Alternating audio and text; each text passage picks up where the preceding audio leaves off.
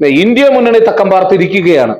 ഒരു ഒരു ഒരു കുറുക്കന്റെ കണ്ണുകളോടെ ഇന്ത്യൻ രാഷ്ട്രീയത്തിൽ തങ്ങൾക്ക് എങ്ങനെ നേട്ടമുണ്ടാക്കാനാകും എന്നാണ് ഇന്ത്യ മുന്നണി സാഹൂതം വീക്ഷിക്കുന്നത്.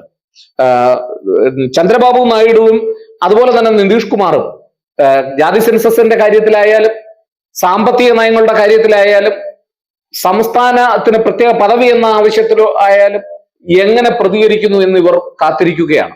എന്നാൽ ബി ജെ പി മറ്റൊരു ബി പ്ലാനുമായി മുന്നേറുകയാണ്.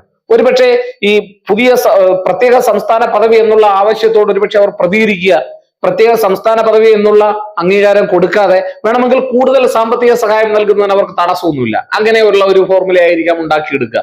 എന്തായാലും നമ്മൾക്കത് കാത്തിരുന്ന് കാണാം. അവരെ സംബന്ധിച്ചിടത്തോളം, ചന്ദ്രബാബു നായിഡുവിനെ സംബന്ധിച്ചിടത്തോളം അവിടുത്തെ അണികളെ വളരെയധികം തൃപ്തിപ്പെടുത്തേണ്ടതായിട്ടുള്ള ഒരു ആവശ്യം അദ്ദേഹത്തിനുണ്ട്. അദ്ദേഹം ഈ ആവശ്യം, പ്രത്യേകിച്ച് സംസ്ഥാനത്തിന് പ്രത്യേക പദവി എന്നുള്ള ആവശ്യം, ആ ആവശ്യം ഉയർത്തിക്കൊണ്ട് തന്നെയാണ് പലപ്പോഴും ഇവരുമായിട്ടുള്ള സഖ്യം വിച്ഛേദിച്ചിട്ടുള്ളത് എന്നുള്ള കാര്യവും നമ്മൾ മറന്നു പോകരുത്. അതുകൊണ്ട് തന്നെ കൂടുതൽ ആർജവത്തോടുകൂടി ഈ വിഷയം ഉന്നയിച്ചുകൊണ്ട് ഒരു ബാർഗെയിനിങ് പൊളിറ്റിക്സ് നടത്തുവാനായിരിക്കും ചന്ദ്രബാബു നായിഡു പരമാവധി പരിശ്രമിക്കുക.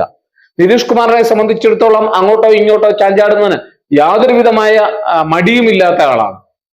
അപ്പൊ അതുകൊണ്ട് തന്നെ ഇവിടെ നിന്ന് അങ്ങോട്ടേക്ക് മാറുവാൻ, പ്രത്യേകിച്ച് ബി ജെ പിയോടൊപ്പം നിൽക്കുന്ന സഖ്യകക്ഷികളെ ഊരിമാറ്റി അടർത്തി മാറ്റി ഒരു സർക്കാർ ഉണ്ടാക്കുവാൻ കിട്ടുന്ന അവസരം മുന്നണി സംവിധാനത്തിലൂടെ പ്രയോജനപ്പെടുത്തും എന്ന് ഇതിനോടകം തന്നെ കോൺഗ്രസ് വ്യക്തമാക്കിയിട്ടുണ്ട്. എന്നാൽ കുതിരക്കച്ചവടത്തിന് ഇല്ല എന്ന് മാത്രമേ അവർ പറഞ്ഞിട്ടുള്ളൂ. എന്നാൽ ബി ജെ പിയെ സംബന്ധിച്ചിടത്തോളം ബി ജെ പിക്കും അവസരമുണ്ട് എന്നുള്ള കാര്യം മറന്നു പോകരുത്. മറുപക്ഷത്ത് ബി ജെ പി ഇന്ത്യ മുന്നണിയിലെ സഖ്യത്തെ എങ്ങനെ അടർത്തി മാറ്റാം, അത് ചെയ്ത് വളരെ നന്നായി തഴക്കവും പിഴക്കവുമുള്ള ബി ജെ പി ഏത് സമയത്തും ഇന്ത്യ മുന്നണിയിലെ കക്ഷികളെയും അടർത്തി മാറ്റി അങ്ങോട്ട് കൊണ്ടുപോകാം എന്നുള്ളതാണ്. എന്നാൽ ഇവിടെ നമ്മൾ ശ്രദ്ധിക്കേണ്ടുന്ന ഒരു കാര്യം, ബി ജെ പിയെ സംബന്ധിച്ചിടത്തോളം ഒരു വലിയ പ്രശ്നമുണ്ട്. കൂട്ടുകക്ഷികൾ വളരെ വലിയ സ്ഥാനങ്ങൾ ആവശ്യപ്പെട്ടാൽ അത് നൽകുവാൻ ഈ മുന്നണി സംവിധാനത്തിൽ വലിയ ഒറ്റക്കക്ഷിയായി നിൽക്കുന്ന ബി ജെ പിയെ സംബന്ധിച്ചിടത്തോളം സാധ്യമല്ല എന്നുള്ളതാണ്. കാരണം അവർ വളരെ വലിയ, ഏറ്റവും കൂടുതൽ ഭൂരിപക്ഷം സീറ്റുകൾ വാങ്ങി നിൽക്കുകയാണ്. എന്നാൽ കോൺഗ്രസിനെ സംബന്ധിച്ചിടത്തോളം പ്രധാനമന്ത്രി പദം പോലും അവർക്ക് മറ്റൊരു ഘടകകക്ഷിക്ക് വാഗ്ദാനം ചെയ്യുന്നതിന് ഒരു പ്രശ്നവുമില്ല എന്നുള്ളതാണ് ഏറ്റവും രസകരമായ കാര്യം. അതുകൊണ്ട് തന്നെ ഇതിനോടകം നടത്തിയിട്ടുള്ള വാഗ്ദാനങ്ങൾ ശ്രദ്ധിച്ചാൽ തന്നെ അറിയാം. ഉപപ്രധാനമന്ത്രി പദം വരെ വാഗ്ദാനം ചെയ്തുകൊണ്ടാണ് ഇന്ത്യ മുന്നണിയിലെ സഖ്യകക്ഷികൾ പലരും എൻ ഡി എ മുന്നണിയിലെ ബി ജെ പി മുന്നണിയിലെ സഖ്യകക്ഷികളെ സമീപിച്ചിട്ടുള്ളത് എന്നുള്ളത് വാർത്തകൾ പുറത്തു വരുന്നുണ്ട്. അപ്പം അവരെ സംബന്ധിച്ചിടത്തോളം ഏത് തരത്തിലുള്ള വിട്ടുവീഴ്ചകൾക്കും ആ മുന്നണിയിൽ ഒരു സ്ഥാനമുണ്ട്. അത് അവർക്ക് നേരത്തെ തന്നെ, മാത്രമല്ല അവരുടെ നയങ്ങൾ കൂടുതൽ ഇവരുമായി ചേർന്ന് പോകുന്നതാണ് എന്നുള്ളതാണ് ഏറ്റവും രസകരമായ കാര്യം. രാഷ്ട്രീയപരമായിട്ടുള്ള വെറുപ്പുകളാണ് അവശേഷിക്കുന്നത്. ആശയപരമായിട്ട് ഒരുപക്ഷെ ഇവരുടെയൊക്കെ താല്പര്യങ്ങൾ ഒരുപക്ഷെ ഇന്ത്യ മുന്നണിയോട് ചേർന്ന് നിൽക്കുന്ന, അവരുടെ അജണ്ടയുമായി ചേർന്ന് നിൽക്കുന്നതാണ് എന്നുള്ളതാണ് വസ്തുത. അതുകൊണ്ട് തന്നെ ഇവരെ തങ്ങളുടെ ക്യാമ്പിലേക്ക് എത്തിക്കുവാൻ കിട്ടുന്ന ഒരവസരവും ഇന്ത്യ മുന്നണി ഉപേക്ഷിക്കില്ല എന്നുള്ളതാണ് ശരി. എന്തായാലും ഈ അങ്ങോട്ടും ഇങ്ങോട്ടും ചാടി അധികാര രാഷ്ട്രീയത്തിൽ നിതീഷ് കുമാറിനെ തന്നെ നോക്കൂ.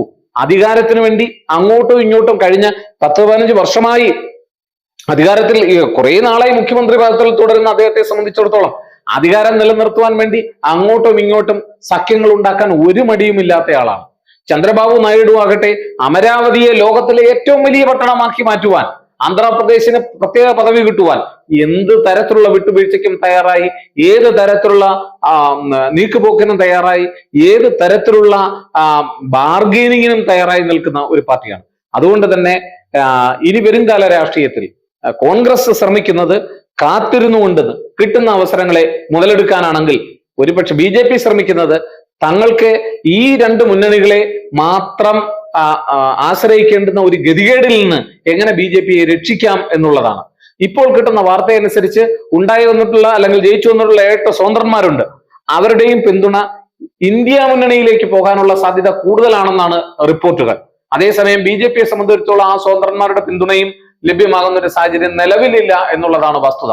അതുകൊണ്ട് തന്നെ ഇന്ത്യൻ രാഷ്ട്രീയം വളരെ വലിയ മാറ്റങ്ങളിലേക്ക് കാതോർക്കുകയാണ്.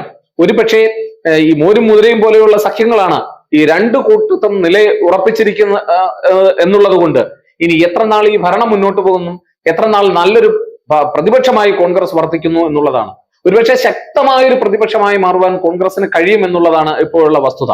അത് കോൺഗ്രസ് ഒറ്റയ്ക്ക് മാത്രമല്ല, അവരുടെ സഖ്യകക്ഷികളും സഖ്യകക്ഷികളെ കൊണ്ട് സ്വാധീനിപ്പിക്കാവുന്ന ഇപ്പുറത്തുള്ള മുന്നണിയിലെ സഖ്യകക്ഷികളെയും ഒക്കെ കൈകാര്യം ചെയ്തുകൊണ്ട് അല്ലെങ്കിൽ അവരുമായി ബന്ധം പുലർത്തിക്കൊണ്ട് ഇന്ത്യൻ രാഷ്ട്രീയത്തിലെ ശക്തമായ ഒരു പ്രതിപക്ഷമായി മാറി വരുംകാല തെരഞ്ഞെടുപ്പുകളിൽ നേട്ടമുണ്ടാക്കുക എന്നുള്ളതാണ്.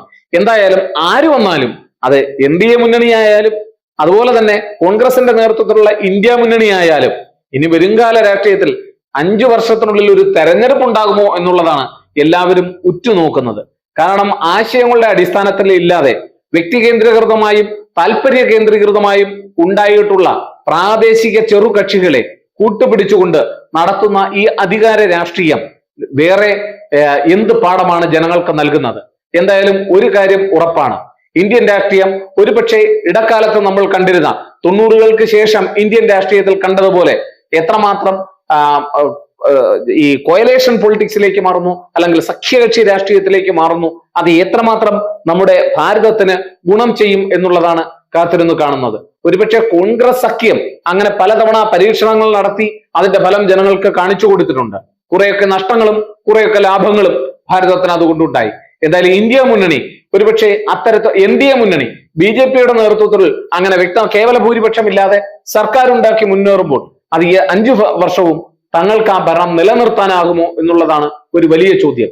എന്തായാലും ഇന്ത്യ മുന്നണി ശക്തമായ ഒരു പ്രതിപക്ഷമായി ഇരിക്കുവാനും NDA മുന്നണിയിലെ സഖ്യകക്ഷികളെ എങ്ങനെയും തങ്ങളുടെ കൂടെ കൂട്ടുവാനും അധികം വൈകാതെ പരിശ്രമിക്കുമെന്ന് നമുക്ക് മനസ്സിലാക്കാൻ കഴിയും. എന്തായാലും ഈ രാഷ്ട്രീയ നാടകങ്ങൾ കാണുവാൻ നമ്മൾ തയ്യാറായിരിക്കുക.